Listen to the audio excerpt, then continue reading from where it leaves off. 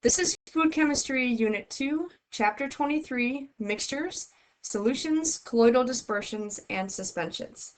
Here we're going to look at an application in the beverage industry regarding solutions.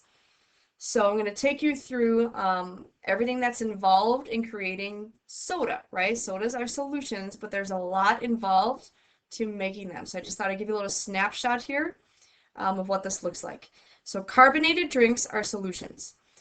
Let's look first at the soda you purchase from stores, like a 6-pack of Dr. Pepper. The solvent is water, and the solutes in here can be sweeteners, flavorings, coloring agents, acids, and CO2, which is your carbon dioxide gas, the bubbling, right? Now, in terms of sweeteners, you could have a high, relatively high sugar concentration, 8 to 14%. It depends on which soda you're buying, and that's usually in the form of high fructose corn syrup. That's probably the first ingredient on the label, which is basically sugar water. Now, if the sugar is replaced with an artificial sweetener, that's going to alter the taste and the texture, and you probably know what it's like, Diet Dr. Pepper or Coke Zero, something like that. You have added carbohydrate gums or pectins. And on the label, it reads something like an alginate or a xanthan or a carboxymethylcellulose. These are like thickeners. It's for like the texture of the soda.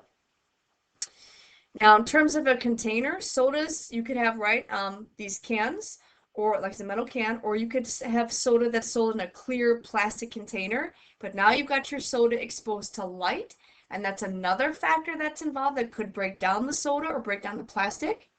So that has a shorter shelf life than the cans. The pH range for sodas range anywhere from 2.6 to 4.0, so that's an acid range. Your artificial flavors, like a raspberry flavor, can have up to 29 chemicals. Any changes in pH or compounds breaking down and your soda is altered, this could be in the flavors themselves or again in the packaging. Your CO2, carbon dioxide, adds fizz, but also acidity, so that keeps the pH range low. Acids that could be added are citric acid. This is usually in your fruit-flavored drinks, like a Sprite or a 7-Up, that's your lemon lime flavor. Phosphoric acid is usually in non-fruit flavored drinks, like your Coke or Pepsi. It's your darker colored sodas. Acids are also added to prevent microbial growth or spoilage. And we'll talk about that later. And then again, you've got your preservatives. This is to prevent spoilage and to keep them on the shelf for a little while. They're added in less than 0.10%, and it's often labeled as sodium benzoate. And now the water, right? So the water needs to be checked for quality. It may have minerals or solutes that can react with compounds in the soda or change the pH, causing microbes to grow. So the soda that, comes like directly from the manufacturer, right? Like the 6-pack of soda, right? That water has hopefully, right, already been checked by the manufacturer themselves.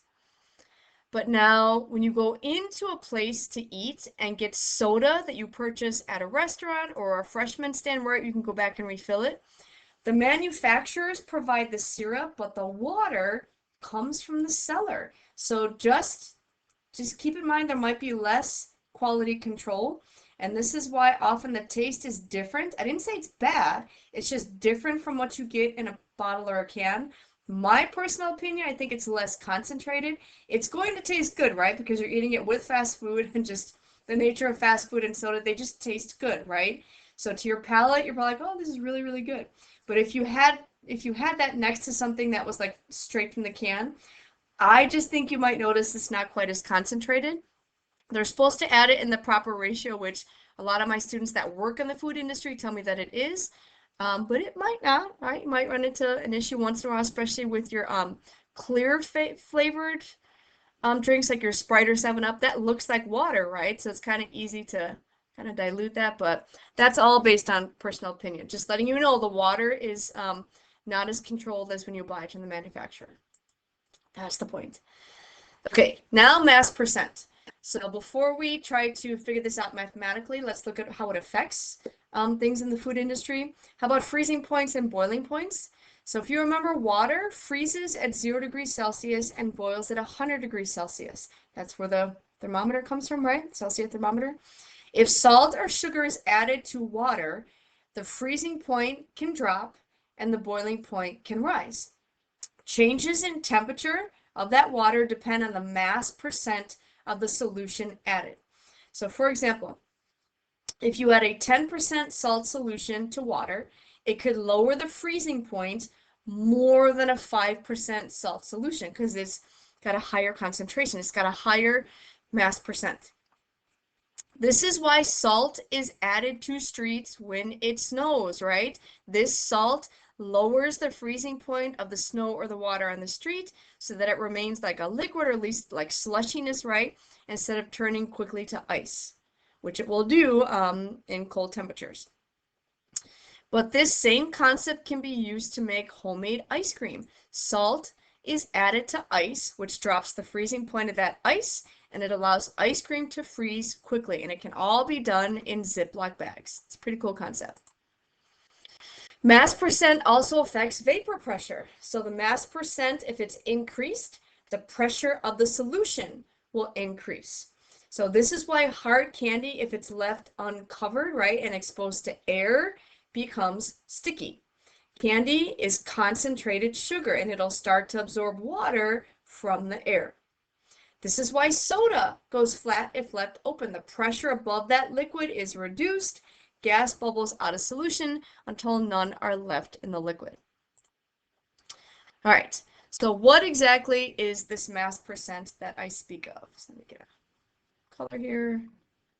All right, so you can measure solute concentrations with this concept of mass percent. It's the percent of mass of solute in a solution. So it's solute, like your sugars and salts, out of the total solution, which is the solute and the solvent. So it's really how much like solid or liquid is dissolved in that solvent, right? And then you basically divide, and then you multiply by 100 to get your mass percent. So the best way to understand this is to practice. And let me just, I need a little bit more space here. Okay, here we go. So I have a couple examples for you. Ready? So what is the mass percent of 20 grams of sugar? That's your solute. I'm going to put that here. In 80 grams of water. That's the solvent.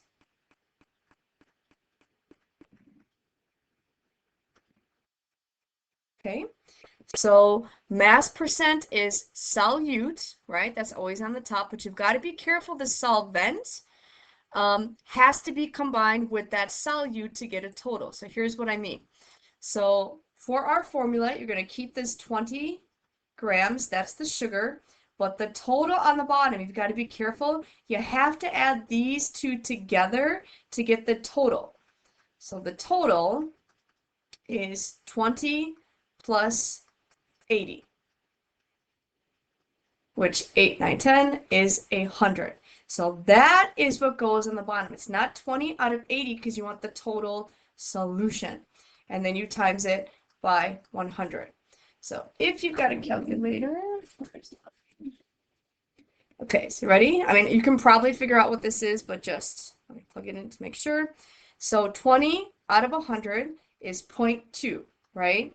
But you don't want to leave it that way. This is not a percent. You have to make sure you times it by 100. And yes, you get 20%. So this is what I'm looking for your final answer. Okay, let's try one more. Up in case you didn't get it. Okay, one more. All right, homemade ice cream. It requires 16 ounces of salt and 128 ounces of ice. Determine the mass percent of the salt used in that ice water to make homemade ice cream. So the solute is your 16 ounces of salt. The solvent is your 128 ounces of ice, which is really water, right? So in terms of mass percent for the formula, right? The solute goes on top, it's your 16 ounces, but careful, you need a total here on the bottom. So you want to take 16 plus 128. And this is 144, and it's still ounces. That is what goes on the bottom because it's the combination of the salt and the ice. So we're looking to see out of this total solution, what's the percent of salt. And don't forget, times it by 100. So 16 divided by 144, and then times it by 100. And you don't need all those numbers. Let me keep my significant figures. We're dividing, so you would need 2, so it's 11%.